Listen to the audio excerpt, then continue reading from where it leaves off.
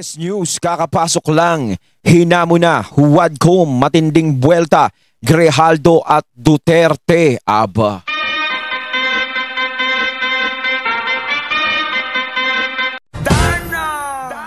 Ayan, syempre itong balitang ating matutunghayan ngayon ay nagmula kay Pinas News Portal. At ito po ang inyong lingkod na si BT na magbibigay ng reaksyon at komento dito sa video na ating matutunghayan ngayon. At huwag na natin pagtagalin at sabay-sabay na nating panoorin ang laman ng video na hatid sa atin ni Pinas News Portal. Syempre, suportahan natin yan, yung Pinas News Portal, no? Kung gusto nyong makapanood ng mga balita na kanyang inilalabas. Siyempre, bisita kayo dyan. At huwag na natin pagtagalin at sabay-sabay na natin panoorin ang laman ng video na hatid sa atin ni Pinas News Portal at bibigyan natin ng reaksyon ang balitang ito. Pasok! Barbers. Matapang pala to si Barbers. Barbers. Hinamo ng mga pulis at si PRRD. Ayan, siyempre, bago natin simulan ang video ito, itong balitang ito na bibigyan natin ng reaksyon, nais ko nga pala magbigay ng credits dito sa boses na madidinig natin ngayon. Walang iba kundi si Coach Oli. Siyempre, suportahan natin yan si Coach Oli, mga katunay. Pagpatuloy natin. Nakaw! Natapang nito si Barbers. Aba, si Barbers naghahamon, ha? Talaga lang. Ang lakas talaga. Burst! Oo! Galit kaya sa adik si Barbers? Ayan ang tanong natin. Ano ba yung body language niya? Binabastos ba kayo? Diretsuhan na. Or siya ang binabastos nyo? Kung makaturo kayo, para kayong mga banal. Hindi ba? Sige. Kayo dan, sa mga manunood, including the bashers, including the yellow pinks and the reds, pati mga NPA, tanungin na natin. Sino ba nang babastos dito? Tingnan nyo nga si Grijaldo kung nang babastos. By refusing to answer appropriately to the questions propounded by the member. Alam mo, Colonel, if I may, DSJJ, binibigyan ka namin ng pagkakataon dito eh. Noong nasa Senado ka, ang tapang-tapang mo eh. Bakit dito ay mo magtapang ka rito? Siyempre! Ba, naghahamon na? Hindi. Di ba? Parang hamon yung sinasabi niyang yun eh. Ni Barbers. Yung sa Senadong tapang-tapang mo pero dito ganyan ka. Eh dito ka magtapang, 'di ba? Parang ganun. 'Di ba?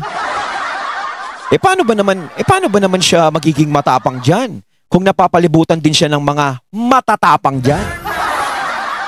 'Di ba? Kayo diyan eh. Ikaw kaya ilagay kayo ang yan ang problema sa inyo eh. Masyado niyong binabraso yung mga iniimbestigahan ninyo. No? Kayo nagagalit kayo kapag kayo napupuna. Nagagalit kayo. Inis na inis kayo. Pero ang ginagawa nyo, no, sa mga tao na wala namang ano sa inyo is ginaganyan nyo. 'Di ba? Sobra kayong mag-imbestiga, kala mo mga pulis kayo. Parang kayo yung korte. 'Di ba? Parang ang tingin niyo sa sarili nyo, huwes. Diba? Ko. Sa isang lugar na nag-iisa ka, ang nasa paligid mo puro armado. Example, that is just an example. Yun yung sinasabi ko. Diba? Kung mag-isa lang yung tao na yan, no? Alam naman natin dyan. Is yung mga yan, is nagkakaisa yung mga yan. Diba? Kung gusto nilang pagtulong-tulungan yung isang tao, is pagtutulong-tulungan nila. Ganyan sila eh. 'Di ba? Hindi nga nila minsan binibigyan ng pagkakataong magsalita. 'Di ba? Ang dami nilang rules diyan pagdating diyan. Gaya nung investigasyon kay PRRD. 'Di ba? Ang dami nilang rules na pinapatupad. Vice President nga diyan nakukuha yung bastusin. 'Di ba? Yan pa kayang mga ano lang. Bakit armado ba kami dito? Hindi, kasi dyan sa lugar niyan, alanganin siya talaga. Magkakasama kayo dyan nakaupo eh. Oo. Kayo na nag-iimbestiga, kayo pa nagpapakulong. Kayo pa siga doon sa kulungan. Papakita ko sa inyo si Paduano kung saan-saan siya gusto pa ilipat-lipat. Natural! Kaya, alam mo yung tabas ng dila nito si Barbers? Ang hinahamon nito, sa akin lang ha, hindi maganda. Alam mo kasi, yung pagiging matapang niya is parang wala na sa lugar. Okay lang sana yung maging matapang ka Doon sa mga tao na talagang may pagkakasala. Doon sa mga taong may ginagawa talagang hindi maganda. 'Di ba? Kaso nga lang minsan ginagamit niya yung tapang niya doon sa mga taong alam naman nating inosente. 'Di ba? Eh ikaw nga to dati, puring-puri ka doon sa war on drugs ni PRRD. Tapos nung hindi na presidente si PRRD at syempre nagbago na yung administrasyon at ngayon eh nandiyadyaan na kayo kay Tambi o biglang nagbago ihip ng hangin mo. Parang galit na galit ka na ngayon sa war on drugs ni PRRD. O di ba? Gaya nung pelikulang pinanood ko noon, yung ginanapan ni Philip Salvador, yung Barbers. 'Di ba? Ang kalaban noon, tatay mo ba 'yon? Tatay niya ba 'yon, mga katunay? Ang kalaban noon ay yung mga drug lord, yung mga talagang nagpapakalat ng bisyo, 'di ba? Si John Regala pa gumanap noon. 'Di ba? Pinupuksa niyo 'yun. 'Di ba? Dapat nga is i-apply mo sa sarili mo 'yun. Kung baga dapat gawin mo kung ano yung laman ng pelikulang 'yun. 'Di ba? Kung hindi man ikaw 'yun. Oh, tatay mo ata 'yun, alam ko, parang ganun, 'di ba? Dapat is ina-apply mo. Alam mo sa sarili mo na tama yung ginawa ni PRRD. 'Di ba? Alam mo sa sarili mo 'yun. Kumbaga, naiintindihan kita na sinasakyan mo lang kung ano yung mga nagiging bangka ngayon. 'Di ba? Kaya yung tapang mo, syempre Barbers matapang 'yan eh. Alam natin 'yan, matapang. No, pumapalag talaga. Respeto doon sa pagiging matapang mo. Pero sana is nilalagay niyo po sa lugar, sir. 'Di ba? Nilalagay niyo po sa lugar. Ang tapang ginagamit 'yan sa tama. Hindi 'yan ginagamit na lang basta-basta. Gaya niyan, si Grijaldo. Pinipuwersa niyo maging matapang diyan. Pumalag-palag diyan. Eh kung siya lang naman mag-isa diyan, 'di ba? Sino ba namang tangang tao ang papalag nang napapalibutan siya ng 10 kaaway niya? 'Di ba? Mas maganda pa yung tumakbo ka na lang. Kasi yung napapanood natin sa pelikula, kahit 20 yung kaaway napapatumba, pelikula lang yun. Eh dyan, kahit anong gusto nyong gawin, pagkakamali lang niyang salita, pwede niya kayong kumilos laban sa kanya. Pwede niyo na siyang mura-murahin dyan eh. Diba? Pwede niyo na siyang pagtulong-tulungan. At ang tanong, papakinggan niyo ba siya dyan talaga? Bastos! Ang inahamon nito si PRRD. Kasi nagsumbong siya kay PRRD, pati si PRRD. Sabi dapat imbestigahan niya, dapat nga. Ang inahamon nito si PRRD. None other than the former president. Kita nyo nga, no, 'di ba? Dating pangulo binabastos niyo. Hindi bastos yung mga tao na sumisita sa inyo, Sir Barbers. Hindi po bastos ang mga taong 'yun. Itinatama lang po kung ano yung pagkakamaling nagagawa ninyo. Kasi alam nyo po kung bakit. Marami na silang nakikita na hindi magandang nagiging performance nyo dyan sa Kongreso. Kasi kung ang mga tao ay natutuwa sa inyo, aba, magiging kapuri-puri kayo. 'Di ba? Sayang naman yung pangalang iningatan nyo, yung Barbers. 'Di ba? Nire-respeto, ganito, ganyan, ganyan. Alam naman natin na. Tapos biglang nagkaganyan, nag-iba yung timpla. 'Di ba? Yung matamis na kape, biglang naging mapakla. Naging kaping barako, sobrang tapang. 'Di ba? Parang hindi mo na mainom sa sobrang tapang. 'Di ba? Ang inahamon nito, pulis. Sino bang kakampi niyan? Natural, kabaro din niya. Pulis. Ang tapang pala nito si Barbers, no? Takot kami sa iyo. Ang tapang mo eh. Ang dami nyo kasi eh.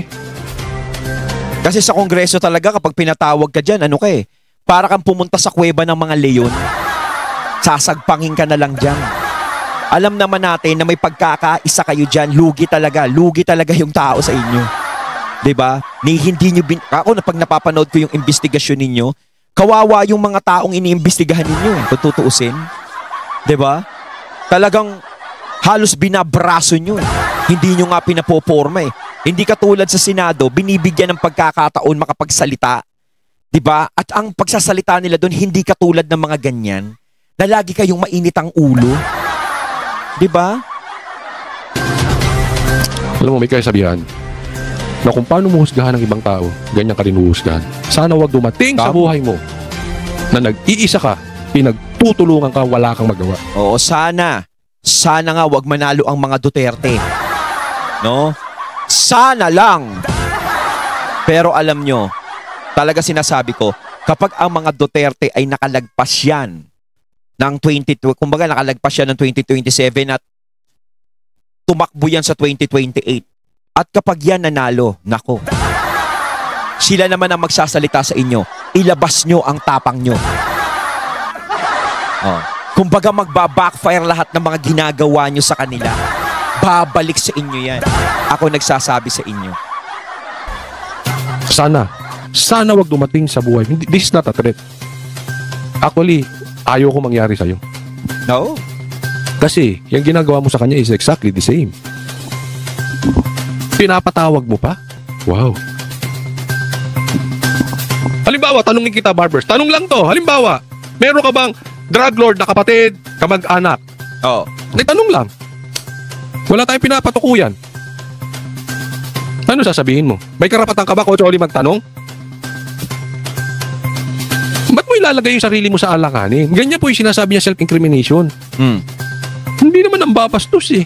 Ipakita mo yung the same candor, the same tapang na pinakita mo doon. Ako, pag ito nalagay sa alanganin si Bob, hindi ko siya tinatakot dahil wala naman akong karapatang manakot. Pero pag nalagay ito sa alanganin, tingnan ko tapang nito kay PRRD. Hamon ang ginagawa ni Barbers eh. Sa mga Duterte. Kasi, ang sabi sa akin, balita ako, Brad, baka Duterte ka pa dati, ngayon baliktad ka. Ano nangyari? Yun yung sinasabi ko kanina. Halos puring-puri ka sa mga nagiging ginagawa ni FPRRD. Tapos ngayon bigla ka nang bumaliktad. No? Hindi naman kita masisisi. No? Kung meron taong humahawak sa inyo dyan, naiintindihan naman namin, no? Naiintindihan naman namin, ang hirap kaya maglingkod bilang congressman tapos wala kayong pondong gagamitin. Ayun ang tinitignan ko kasi. Diba?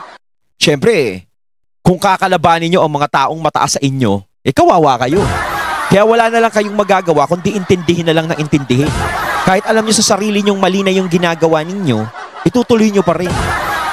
Diba? Kasi wala no choice. Pero ako, bibilib ako sa inyo, Sir Barbers. No? Bibilib ako sa inyo na kapag nag-iba ang administrasyon at ang mga Duterte na uli ang nakaupo kung sakasakali lang na palarin si VP Sara at alam naman natin, papalarin yun. Bibilib ako sa iyo kapag ganyan pa rin ang ginagawa mong pampupuna sa mga Duterte. Hindi nagbabago. Diba? Pero kapag nag-iba ang ihip ng hangin, sir, naku, yari tayo dyan. Alam mo sa atin, ako hindi naniniwala sa tapang. Lahat naman tayo may tapang, lahat tayo may yes, lahat ng tao matapang. Depende lang yan sa sitwasyon. Kaya nga sabi ko, gusto ko makita ang tapang nito sa sitwasyon ni Grijaldo. Di ba? Bakit hindi mo gawin yan dito ngayon? Yes, obvious ba? Bobo ka ba? Hindi, ako nagtatanong lang. Hamon paano gagawin yan dyan? Oo. Nagtatago ka sa likod ng right against self-incrimination eh. Hindi, Brad. Yun ang batas, boss. Honorable, yun ang batas.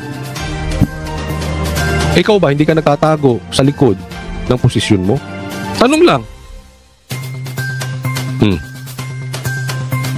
Hindi ka nagtatago sa likod ng kapangyarihan. Yung tapang mo kang yan, kaya mo kayang gawin yan pag ordinaryong tao ka? Hubarin mo. Yung posisyon mo, kaya mo? Saka ka magagaganyan? Sige, gawin mo yan. Alisin nyo ang immunity ninyo. Hindi, Coach Oli. O sige, pagbigyan na natin sila ng ganyan. Yang kayang tapang niya, yung sinasabi ko nga kanina, yang kayang tapang yan, kapag nagpalit na ng administrasyon, is, ganun pa rin kaya siya katapang sa mga susunod. Diba? Kaya nga sinasabi ko, bibilib ako sa kanya na kapag halimbawa si VP Sara ay naging presidente, no, kung ganyan pa rin ang magiging trato niya sa mga Duterte. Kaya nga sinasabi ko kanina, baka mag-iba ang ihip ng hangin. Sa ngayon, makikita natin ang tapang nila Dahil alam natin na magkakakampi sila dyan. No? Kung ikaw nakapanig ka sa mga Duterte, wala. Hindi ka nila papakinggan. 'Di ba? Halos sila ang dapat ng bida at sila lang ang dapat magsalita. Ganun yan eh. Kaya yung mga vlogger nga, 'di ba? Pinapatawag din niya. Gusto niya lahat ng mga vlogger na kumukundi na sa kanila anuhin. Kaya nga sinasabi ko, sir, wala namang mga taong titira sa inyo, lalong-lalo na yung mga vlogger. No? Kung wala naman silang nakikita na hindi maganda sa inyo. Napakarami nyo pong congressman dyan. Hindi lang naman kayo. Pero bakit yung ibang congressman ay hindi binabatikos ng ibang mga vlogger? Kasi hindi sila ganyan. Hindi ganyan ang mga ugali nila na pinapakita ninyo. Diba? Mga congressman, yung ginagawa nyo sa Duterte, pag upo ni VP Sara, gawin nyo, huwag kayong sisip-sip sa mga Duterte, ha? Ayun yung sinasabi ko nga. Tama si Coach Oli. Pag upo ni VP Sara, doon nyo pa rin gawin yan. Tignan natin kung talagang nandudoon yung tapang ninyo. Dahil nga baka mamaya mag-iba ang istorya. Diba? Diyan nyo ipakita tapang ninyo. Kasi walang ibang lalabas na katawa-tawa kundi kayo lang din. Huwag kayong babalimbing, ha? Oh. Yang mga gumipit kay PRRD at saka kay VP Sara, gawin nyo patuloy. Kahit pag upo ni VP Sara. O kung wala na kayong posisyon, wala na kayong immunity. Tinatanong sa'yo, relevant question. Eh kung i-incriminate siya, kahit super relevant yan, self-incriminating po yan, honorable. So hindi issue dito yung relevant. Matapang ka lang doon sa Senado kasi may kakampi ka. Naks. Anak naman. Matapang ka sa Senado kasi may kakampi ka. Di kaya matapang ka rin dyan kasi may kakampi ka. Hindi, ibabalik lang din sa iyo yung tanong, sir. Kahit hindi ko itanong yan, may magtatanong din sa iyo yan. 'Di ba? Kung ginaganyan mo yung taong kinakausap mo, matapang ka sa Senado kasi may mga kakampi ka. Kung ibalik din sa iyo, matapang ka kasi may mga kakampi ka rin dyan. Alam naman natin na pabor kayo sa isa't isa. Kaya nga sinasabi ko saka ka magpakita rin ng ganyan kung sakasakaling si VP Sara na yung presidente. 'Di ba? Yung tipong wala ka ring kakampi. Tapos ipakita mo na matapang ka. Kapag pinakita mo pa rin na ganun ka, bibilib na ako sa iyo. Ako ang unang-una sigurong tao na bibilib sa iyo, sir. Alam mo, nire-respeto ko yung pangalan yung Barbers. Gusto ko nga yung pelikula nyo 'Di ba? Bobby Barbers ba yun? No? Gustong-gusto ko yun. Bumilib ako sa adhikain ng Barbers. 'Di ba? Sa ginagawang pagpuksa ng mga barbers sa mga drug lords, sa mga ganyan, sa pelikulang yun. Kaya tumaas ang respeto ko sa mga barbers. Tapos biglang ganito yung makikita ko. 'Di ba? Mataas ang respeto ko sa barbers, sir. Kaso nga lang, bakit ganito? 'Di ba? Alam kong matapang kayo. No? Sana yung tapang ninyo ay walang pinaghuhugutan. Yung ibig kong sabihin na may pinaghuhugutan, yung may mga kakampi din naman kayo. 'Di ba? Kaya talagang malakas ang loob nyo. Alam nyo, hindi makakaporma ang mga Duterte siguro sa isip nyo. Pero hindi nyo lubos maisip na ang taong bayan ang kakampi ng mga Duterte. Siguro kayo dyan, no? Kayo dyan na mga nakaupo ay nagkakampi-kampihan. Pero alam nyo pa rin, sir, malakas pa rin ang taong bayan. Kaya walang pupuna sa inyong taong bayan kung maganda ang nakikita sa inyo. Pero ang problema, hindi na maganda ang nakikita sa inyo, kaya kayo napupuna. Kaya dapat hindi kayo nagagalit sa amin, sir. 'Di ba? Mas maganda nga yun, may pumupuna sa inyo para nakikita nyo, naririnig nyo yung pagkakamaling ginagawa nyo at maitama nyo pa. Lalong-lalo na politiko kayo. 'Di ba? Alam ko, tatakbo kayo sa susunod. Kailangan nyo kami. 'Di ba? Kailangan nyo kami. Dito ka magpakita ng tapang mo. Tapang. Yung nandun ka lang. Nakakatakot, no? Nakakatakot si Barbers. Galit dito sa mga vloggers, Oo. Ang tapang. Huwag na tayo magsalita, mga vloggers. Mga journalist, huwag na tayo magsalita. Matapang si Barbers. Takot kami sa'yo. Nakakatakot ka. Tumahimik na lang daw tayo. Ang mahirap kasi sa'yo, Gusto lang nating malaman ang katotohanan sa likod nito. Ang dami mo. Hindi po pwedeng lumabas ang katotohanan. Magkakakampi kayo dyan.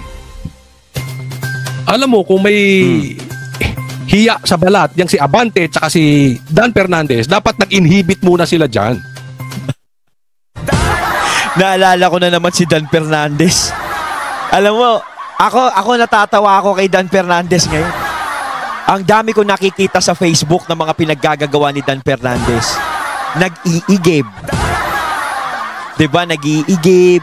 Sumasayaw dun sa bahay. Nakikisayaw dun sa mga tao sa bahay. Tapos may lalaking naliligo. May tatay na naliligo ata.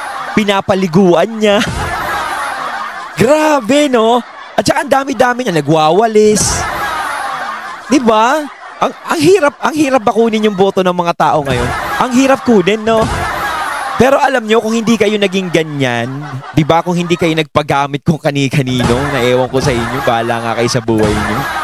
'Di ba? Ganun yung sinasabi sa inyo ng ibang tao eh. Kaya sinasasabi ko lang din eh. 'Di ba? Yun yung nagiging komento sa inyo. Hindi kayo mahihirapan. Hindi nyo na kailangan i-please yung mga tao na gumawa kayo ng mga ganun, na ipakita nyong napakabait yung tao. 'Di ba? Kahit wala kayong ganung gawin, kung alam ng mga tao na ito matinuto, baba ito, no? Talagang tayo talaga ang iniintindi nito. At yung marunong ka talagang tumingin sa tama o mali. 'Di ba? Etong taong to marunong tumingin sa tama. Alam niya kung ano yung tama at mali. 'Di ba? Hindi mo na kailangan gumawa ng ganun dahil talagang makukuha mo yung boto nila. Kaso nga lang sa mga past na pinakita mo, mahihirapan ka talaga. 'Di ba? Kahit sabi mo magdilig ka ng halaman ng mga kapitbahay mo diyan, kahit linisin mo yung buong Laguna, 'di ba? Magwalis ka diyan, 'di ba? Kahit punasan mo yung mga bahay ng mga taga Laguna, wala rin.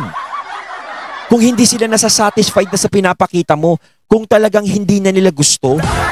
Kasi kung kaharap mo sila, syempre tatawa sila sa'yo.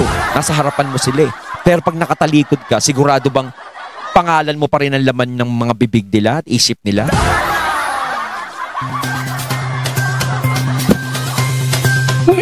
Obvious bang magkakakampi kayo? Magkakasama kayo dyan? Yung tono nyo, hello? Kaya nga kawawa sa inyo yung tao eh. Kapag dyan bumaba sa Kongreso. Diba? Kaya hindi mo masasabing, dito ka magmatapang. Wala, pag may magmatapang dyan sa inyo, alam na mangyayari. Diba? Pero ito pakiusap. Kasi this is very possible. Okay? Ginagawa nila tong ingay na ito para patakpan yung blanco sa budget. Mag-iingat po tayo. Mag-iingat po. Kasi umuusok yung blanco ng mga budget eh. Tayo. Lagi silang may pinangtatapal na bulkasil eh. Totoo. Ako dinidiscuss ko lang to. Pero wag nating kakalimutan. Pakiusap. Wag po nating kakalimutan. Ang main issue ngayon, yung patungkol sa budget. Wag tayo magpalinlang sa lumiligaw ng issue. Dahil hindi ko maintindihan bakit hindi yan ang pinanggagalaitin nila, hindi yan ang iniimbestigahan nila. Tama. Ang dami nilang dapat imbestigahan, gaya nga yan, yung mga blanco sa budget. Diba? Kaso nga lang hindi nila kayang sagasaan yan. So hindi sila matapang. Diba? Alam nila kapag sinagasaan nila yan, alam nila magiging kapalaran nila. Kaya nga kahit sabihin na dati kang Maka Duterte, tapos bigla kang babaliktad ngayon, alam natin yung mga taong yun hindi naman matatapang. Diba? Kung hindi si Grijaldo. Ginawa eh. Dinamay mo pa yung mga kasama na, hindi dahil sa kasama namin sila, kundi hindi tama ang nangyari at ginawa mo. So Colonel Grijaldo, babalikan ko lang. Totoo ba o hindi na merong pumilit sa iyo na magsalita na hindi naaayon sa katotohanan? Naksi. So, sa madaling salita, pinababaligtad siya against the Duterte. Simple. Dito sa Quadco. Your Honor, I would like to invoke my right. Kung gusto nila talagang palabasing sinungaling si FPRRD. Incrimination, Your Honor. Mr. Chair, point of order. What is the point of order, Congressman Ako? The resource person Right has cheating. not answered my question a while ago, and he's still invoking his right against self-incrimination, which is improper. Even the Supreme Court decision says so. Ano jurisprudence? Sige, ano sa sinabi na ano? Can you please cite the case na sinabi ng Supreme Court? You're just telling me your ignorance of the law. Alam mo, wala lang dito eh. Pero pinapalipat pa siya ng ano. Kung saan siya kinontempt. Matindi talaga ito. Ayon at ating natunghayan ng video na nagbula kay Pinas News Portal at syempre yung boses na yon na binigyan natin ng reaksyon walang iba kundi si Coach Oli. Kayo mga katunay, matapang ba kayo? Anong masasabi nyo tungkol dito sa video na ating binigyan ng reaction ngayon? Comment lang po kayo sa comment box. So once again, I'm BT and I'm out. Peace.